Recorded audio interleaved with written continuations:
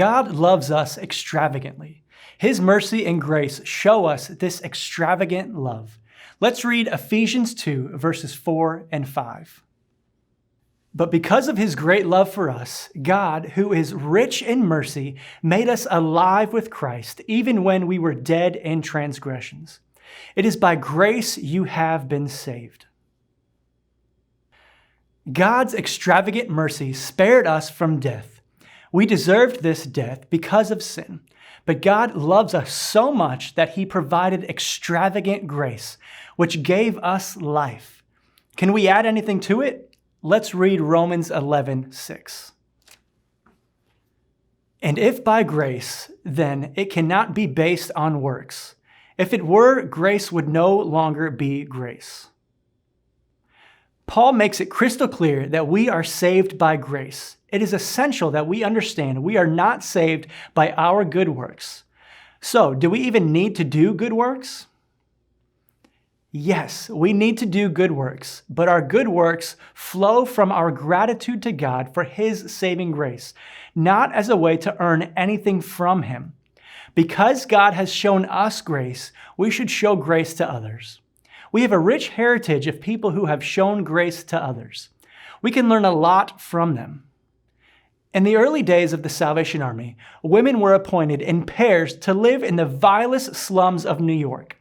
They didn't wear their uniforms. They wore simple brown or navy dresses, heavy boots, and aprons.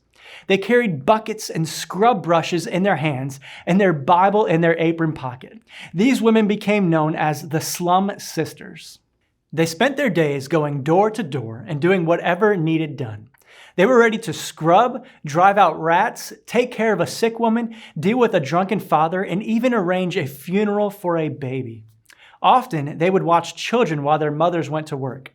At night, they took the war cry to bars and talked about Jesus. Slum Sister work was so successful that rescue homes were opened as a result of their ministry to those abandoned and in need. Prostitutes were brought to the homes for care. Courts referred women to the homes to recover from drug or alcohol addiction. The Slum Sisters shared God's love and grace by going to homes, brothels, and bars with bowls of soup and bars of soap. Another example of God's grace in difficult places can be seen in the lives of James and Alice Barker. James met the Salvation Army when he heard an open-air meeting from the top of a double-decker bus in London. He got off to listen, accepting Jesus soon after. He and his wife were married by William Booth and became Salvation Army officers. They were sent to Australia. Passionate about justice, the Barkers worked to change systems to help people who were hurting. They were allowed to conduct chapel services in a Melbourne prison.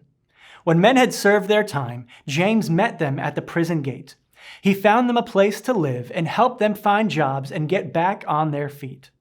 After 8 years, the Barkers returned to England and continued the Salvation Army's work in prisons, providing housing and support for prisoners on their release. The prison ministry is still running today. During World War I, General Evangeline Booth said, "It is the yearning and passionate desire of my soul when the world is rent by hatred, fearful of war and revolution, that the Salvation Army shall go forth." That is exactly what it did. One way was through the Donut Girls, serving donuts, mending torn clothing, and writing letters for soldiers. Altogether, over 250 Salvation Army officers and volunteers served on the front lines until the end of World War I. I'm sure none of these people felt sufficient for the task they were given to do, but God's grace is sufficient. It is enough. We do not have to be strong enough. God is strong enough.